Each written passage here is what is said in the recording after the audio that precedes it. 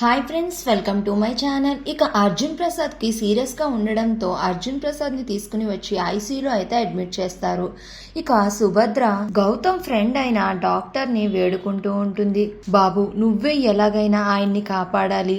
ఆయన చావు బతుకుల మధ్య కొట్టుకుంటున్నారు. ఆయన్ని ఎలాగైనా రక్షించి బాబు అని అయితే సుభద్ర ఆ డాక్టర్ ని బ్రతిమిలాడుతూ ఉంటుంది. ఇక అందరూ కూడా హాస్పిటల్ బయట వెయిట్ చేస్తూ ఉంటారు. అర్జున్ ప్రసాద్ మాత్రం ఐసీయూలో చాలా సీరియస్ కండిషన్ లో అయితే ఉంటారు. మరో పక్కన గౌతమ్, అహల్య, అదితి ముగ్గురు కూడా కార్లో అయితే ఇంటికి వస్తూ ఉంటారు దారిలో.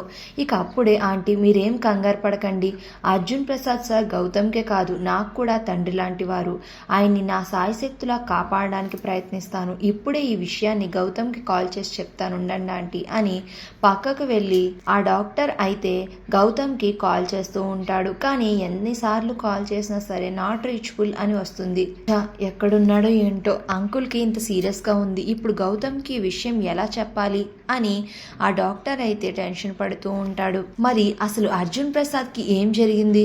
మళ్ళీ ఇంట్లో ఏదైనా ప్రమాదం జరగబోతుందా? అసలు ఏం జరుగుతుంది? గౌతమ్ దాన్ని ఎలా సాల్వ్ చేస్తాడు?